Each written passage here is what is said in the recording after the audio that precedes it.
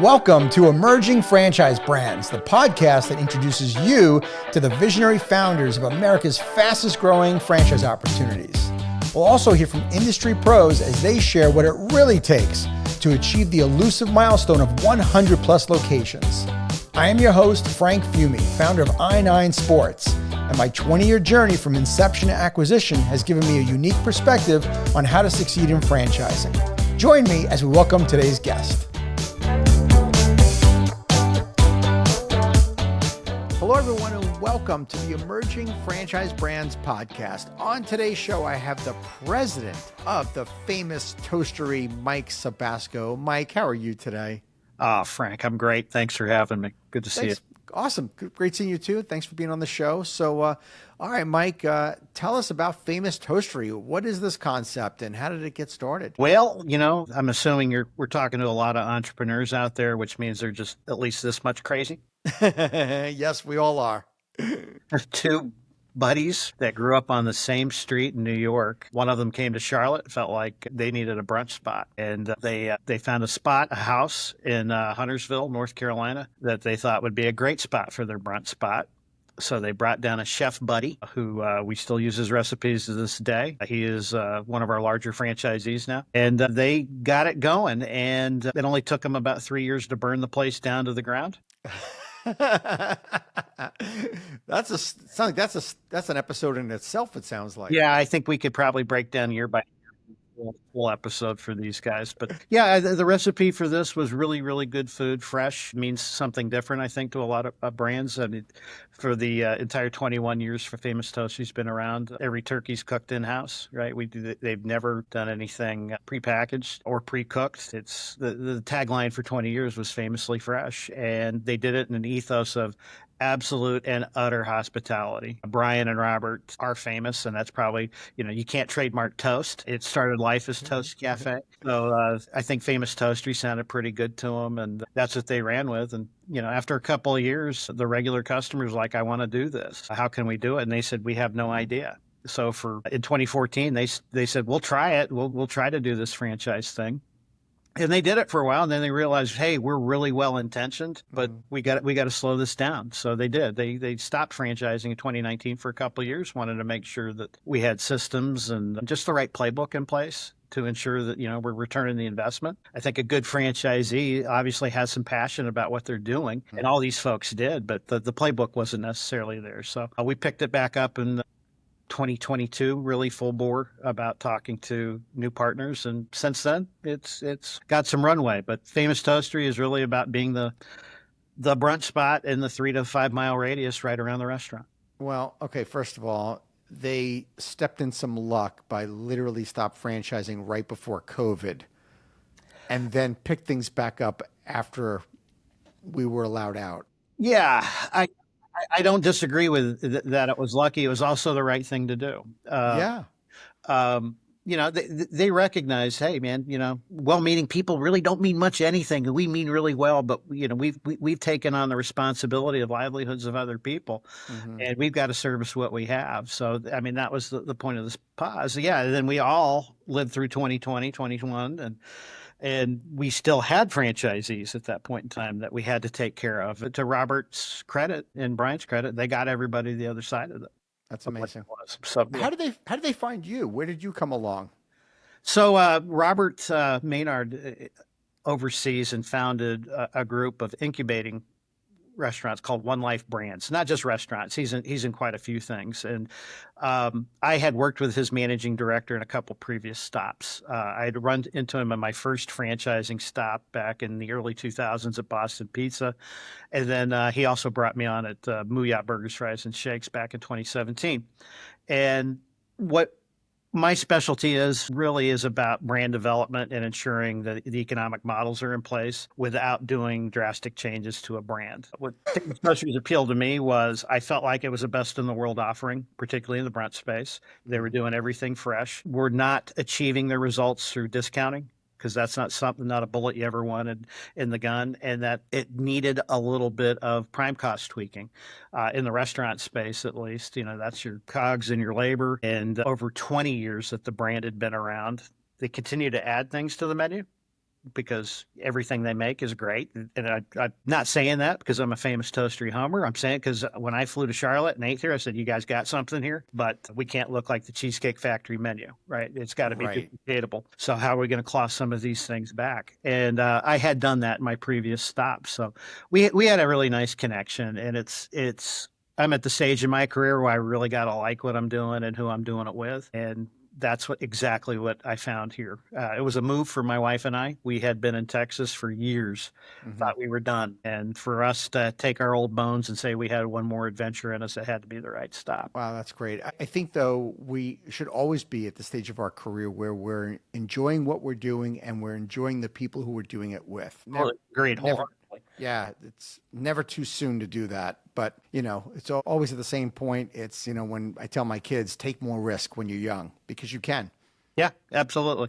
And here I am old, and a move was a risk. I loved what I was doing, but this was something that was really good. I mean, my wife and I have been together, been married 31 years in a row. Congrats. In a row. I'm right behind you 30 years. So we know the wives are always right, right? That's right. Absolutely. And when she watches this, you're right, sweetie. For her to do it, our folks are there. Our kids, we have grown kids that are starting their professional careers there, and for us to come to North Carolina and do this was a risk, but it was a positive and a measured one. It's not risky from that, but she's a restaurant person too. She gets it. That helps. And it's for us to be associated with something we're this proud of. I think it was an easy decision. What were some of the things that kind of blew you away on the menu that you tried? The first thing I had today, as a matter of fact. The very first thing, when I walk into the company restaurants, they're going, we need a corned beef hash with poached eggs medium and rye toast for Mr. Sebazco. And they'd be right. They can't go wrong with that. In fact, I don't think I tried too many things past that for the first month I was here. It was so good. You really can taste the difference when someone cooks their own corned beef in-house for that product, and we use it for a Reuben. I think we've got a best in the world product there, and I'm addicted to it. And I think I've gained 20 pounds in the 2.5 years I've been here, all in corned beef. If they measured it, they'd say you are 98%. Mike, where are you from originally? So you're probably admiring my non-regional diction, but I was born in New Jersey, and my dad liked to say the car ran out of gas in Ottumwa, Iowa. Far away. And I did grow up in Iowa, and then a lot of years in Texas, and my restaurant career has had us in a few spots, mostly in Texas. We had a great 8-year run in Cincinnati. Loved the Midwest. But North Carolina, I think, is my forever place. That's awesome. When did you know that Famous Toastery was going to be a big hit? Like when you got, because the company had already been running when you got there. Yeah, it was a big hit. And I think that's kind of speaks volumes to what Brian and Robert created. The ethos of this concept was, I'll be frank, the first time I heard the name Famous Toastery, I was like, where did you come up with that? And they went into the story about how they couldn't trademark Toast Cafe and all of it. That's kind of a weird name. And I ate in the Davidson location to meet with Robert, the founder. And I was looking around going, not all brunch places are like this. Maybe this is kind of a North Carolina thing. Davidson's this charming town. Yeah. Right. And the food came, and it came in 7 minutes, and it was very clearly scratch. And I was like, if this tastes as good as it looks. I mean, my wife was flirting with the whole idea at the time. Robert actually flew to Texas to meet her.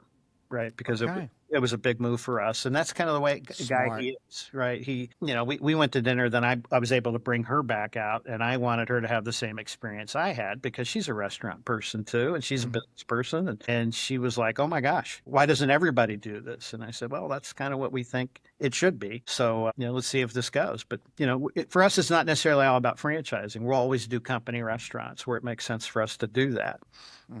Yeah, we love it. Well, you've clearly identified what makes it unique is from scratch, but what makes this scalable? How have you been able to make a scalable franchise out of something that is everything made from scratch? Yeah, I think that was the mission when we got here 2.5 years ago, was to make it exactly scalable. Because it's fresh, everybody has the same recipe for turkey and corned beef and how we make hollandaise every 4 hours and all that stuff. So there wasn't going to be a lot of deviation. However, we operate in Myrtle Beach. We operate in Wilmington, some coastal areas. We also operate in Virginia, where we had to allow for some regionalization of those menus, right? I mean, everything that we do is local. So what we've done is when we contracted the menus, we said, you guys still have some regional things and we just need to approve that. But there has to be one set of specifications for how those things are going to be prepared. So we talked to our franchisees about that. We have some that have absolutely earned the right to continue with some of the things I think are crazy on their menu, but sell. Mm-hmm. So, the 3 circles for a Famous Toastery offering are right out of good to great. It's got to be best in the world.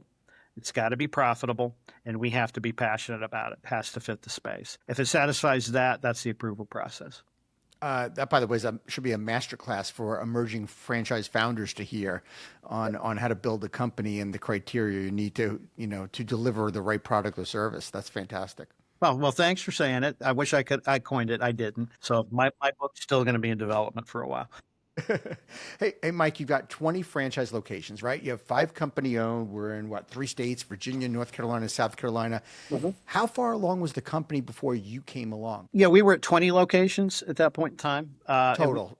Yeah. And we had grown and had contracted. We had some early franchisees, and I think that's where Robert really got his feet underneath him to say, hey, we need to stop this until we can do a better job of ensuring folks are successful. So the playbook wasn't written. We've had some folks that figured out a way to do it without much of a restaurant background. And we took a good hard look at who those people were. Like I'd tell you, our most successful franchisees here in North Carolina, 10 years ago, she was a school teacher that taught math and didn't have a lot of money. And they figured out a way to get a franchise open. And she has worked and worked and worked at it. Everybody in town knows her. Mm-hmm. So when you look at that and say, is that part of the playbook? And the answer is yes. Yeah, that level of hospitality, community involvement is part of the playbook. I think it's the franchisor's job to have that playbook available that just says, from soup to nuts, this is what a Famous Toastery delivers for you. For sure. More and more franchisors that I talk to about what makes their best franchisees thrive in the system, like what are those common threads and how do they stand out? Again and again, it's community involvement because I think because customers want to feel like they're whether they're a restaurant or a customer of any other business, they don't want to feel like they're going to a chain restaurant. They want to feel like they're going somewhere where it is local. So the magic is how do you create the systems and processes of a brand without making people feel like they've gone to a chain restaurant, right? That's exactly it. Connectivity. It's beyond just being a member of the Chamber of Commerce, right? It is, are you involved in your local prayer groups? That's not to say you have to be. Mm-hmm. Are you involved with the Little League, system? Are you involved with, I think Chick-fil-A did a masterful job of really saying that level of community involvement, but it can't be that cookie cutter. I mean, the part of our ethos is it has to be genuine and sincere. Period. Mm-hmm. These have to be things that you genuinely want to be involved in because people sense that. I think most people can spot a phony a mile away. Right? Definitely. And the other thing is what we're really telling people is that if you're looking to buy a franchise, make no mistake about it. When you buy a franchise, the work starts now. It's not like, oh, I bought a franchise and people are just going to come through the doors, because what we're saying is you buy a franchise and now you have to get involved in the community and do the work. And, besides that, Mike, what are the other things that make, for example, this one franchisee, what makes her stand out? What else is she doing? I wish I could bottle it. And this is what we look through in our discovery process because we've learned they have to have this. You can go through life with a compliance attitude, or you can go through whatever endeavors you're in committed. And there's a giant gap between those two words, commitment and compliance. If you minimally comply with our franchise agreement and our systems, we think you have a reasonable shot of being successful. Just minimally following the playbook. If you're committed to your operations, and we have several multi-unit franchisees that are not the member of every Chamber of Commerce and not going to 3 different churches, but they're committed to their communities, one restaurant at a time. And that's the way we look at it. Famous Toastery is not one 25 restaurant company. It's one restaurant 25 times. And what we're built to do now that we weren't previously is to address and support one restaurant 25 times. But that commitment versus compliance, I think, is the great gap. And the distance may be that big on some things or this big on others. But we're looking for commitment. And what do you think is attracting people to your franchise to want to open a Famous Toastery when there's, 4,000 franchise opportunities out there? That's a great question. Anybody that's had the product, with the exception of one that called my baby ugly one time, anybody that's had the product loved it. And I think they can see it in their community in terms of that. But it's also a business decision for a lot of folks now. We had work to do on the prime cost categories. We published it. We say, here are our prime costs, and here's why this makes sense as a business. Now, beyond that, can you see yourself successful with the tools and the products that we offer? That is consistency across the brand. And I think it's a pretty easy proposition.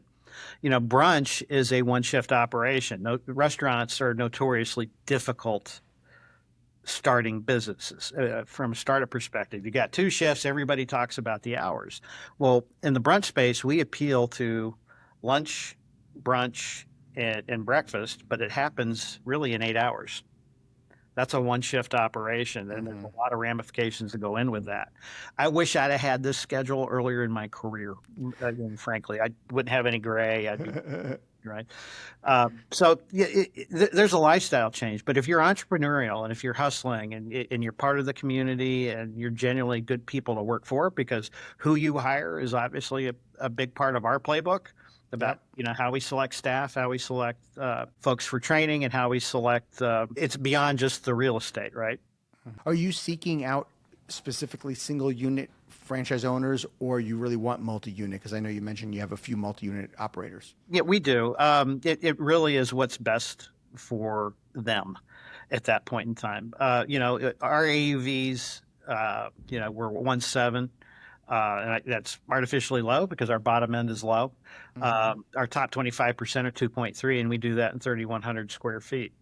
Somebody doing the math, a lot of times it's not just a husband-wife team or a single unit operator. It's a group that to be able to control a market. And in order for that to make sense for them, it's got to be a multi-unit piece. But at the end of the day, I got to be responsible for each one of those locations as we go on. So what makes the most sense? So we're open to either. Okay. What's the investment range to open a location? Right now it's for a cold dark shell between 680, which is very low end. That has to be probably a secondary tertiary market to get there. Right around $1 million. Up until this year, we were able to keep build out costs below $1 million. It's going to exceed that this year. Second generation opportunities are almost half that right now, the way things are going, because we don't have fryers anywhere in our building. So a lot of restaurant space is dedicated to that. Not having that, being able to utilize a 12-foot hood with an existing walk-in and freezer arrangement, it's pretty simple for us to do that. And so about 3,000 square feet is a typical location? 3,100 square feet is a sweet spot with a patio. Mike, maybe what's one thing that you've learned in the process as being a franchisor that maybe has been surprising that you can maybe share with others that are, emerging franchisors? Well, most of what I learned is when I was a franchisee for a piece in time. I was a franchisor, I was a franchisee, and I know how I wanted to be treated. So the people we hire here have owned a business or been a franchisee. I think that's relative, more so than having previous restaurant experience. Like I said, our best franchisee, I can name off our top franchisees. None of them had previous restaurant experience, but what they do is that they're committed, and we cannot ever delegate the burden of communication as a franchisor. We have to make sure they understand what's important and why. I think that's what a good franchisor does. I wish I'd have had that when I was a franchisee. Sure. Well, it's a game changer, first of all, that you were a franchisee, because number one, your franchisees look at you differently because they know that you know what life is really like. Absolutely. No, it is. And all of our support personnel have owned businesses and been franchisees of other concepts. Wow. Yeah, our VP of Ops, Rob Steriati, who's terrific. I came up as an ops guy, and ops guys really don't think an ops guy can ever do as well as they did it. But Rob was a franchisee and then an FOM for a company who wanted him to justify his salary by fining franchisees. And that's obviously not any part of our playbook, but he absolutely understood the mentality of people that and what they were trying to accomplish with that. It can't be a gotcha game. It's got to feel, the attorneys don't allow me to use the word partner, but it's got to feel like that. It's got to feel like we are in this together.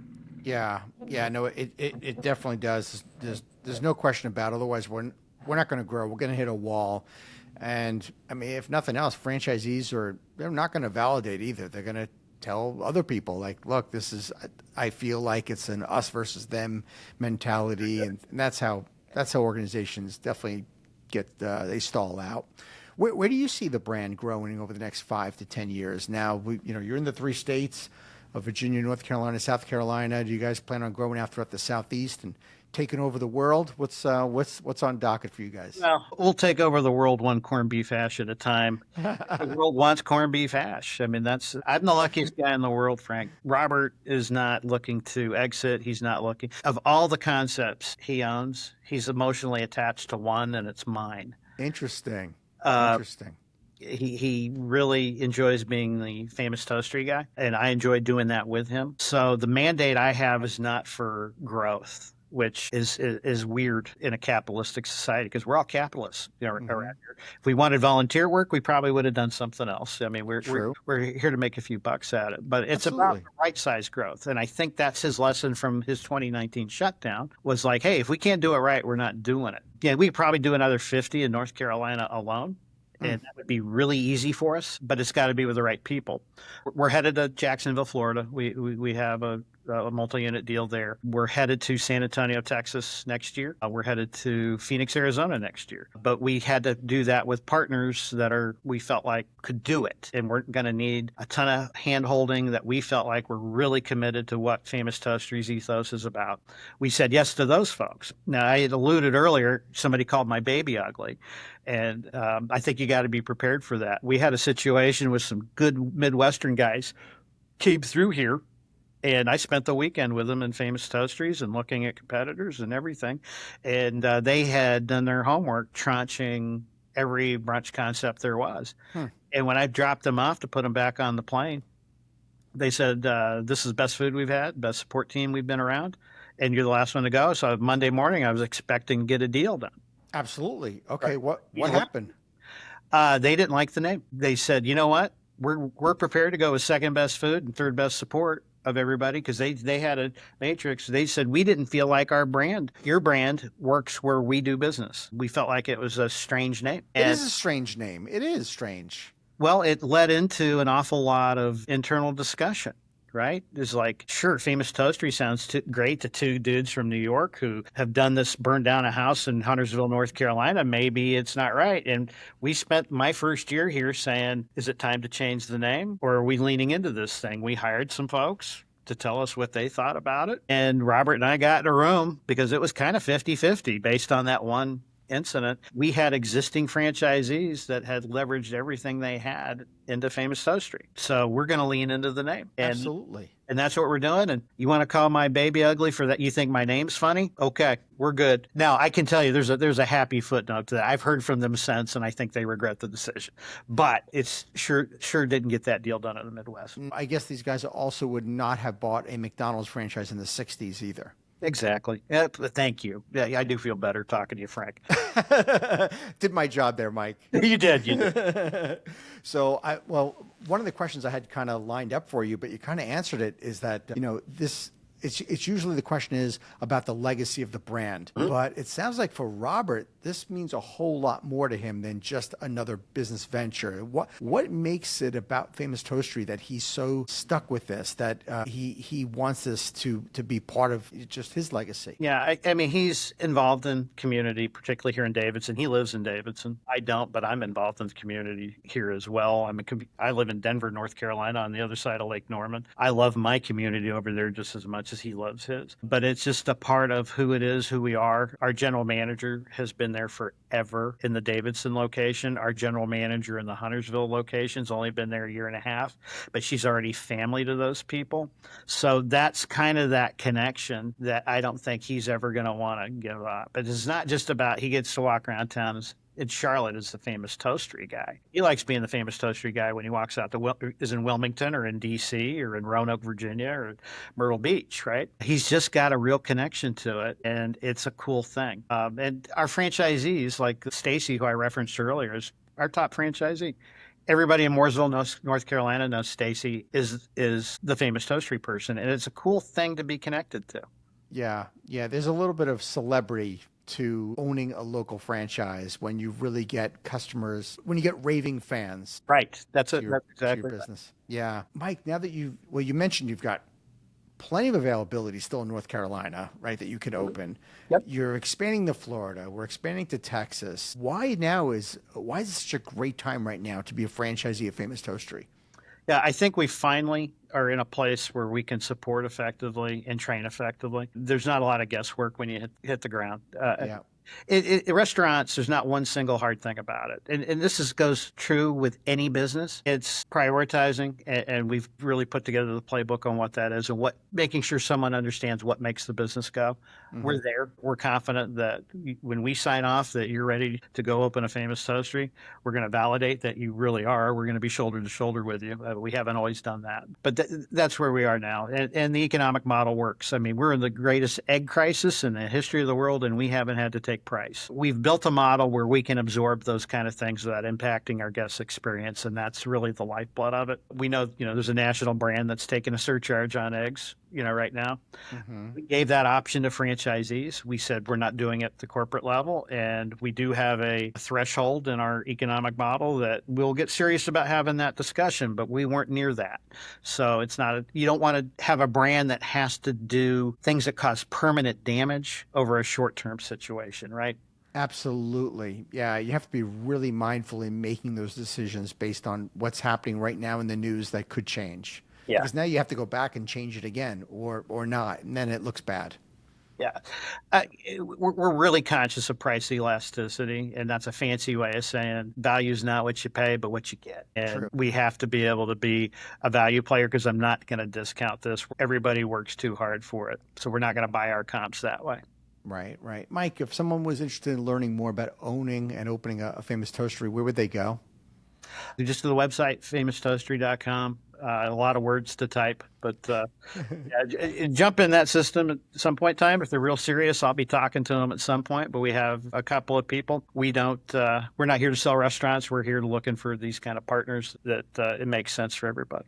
Fantastic. All right, I got one last question for you. I end every podcast with, I call the franchise tip jar because the franchise community is so generous with sharing and giving information and advice. So I'd love to ask you this, since you've been a franchisee and a franchisor, what do you think is maybe one of the most, underrated skills that a franchisor needs to have? Well, empathy, right? Because I think after the time everybody goes through an FDD and then a franchise agreement and all of that, all franchise agreements are notoriously one-sided. They have to be. Right. And I think it's okay to say, what are we really solving for here, right? There may be some type of extenuating circumstance. And there are places that are not malleable. I get that. That's not the point. The point is that a really good franchisor for me, and the experiences I had my first go around, I remember the amount of empathy that the owners at Boston Pizza had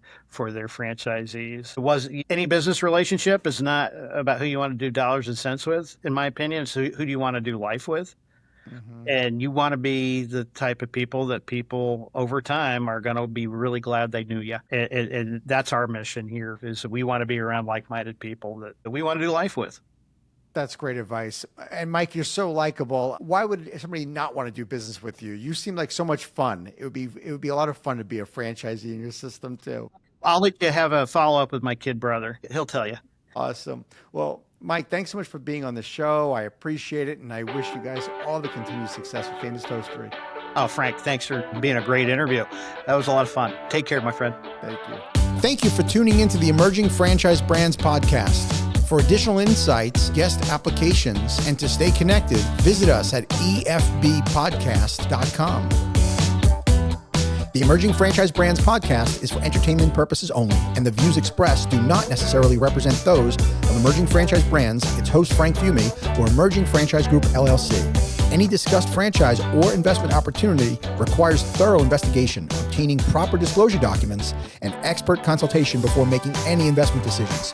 The podcast and its host do not offer professional advice or endorsements, and they hold no responsibility for actions, representations, accuracy, or consequential damages related to the podcast content.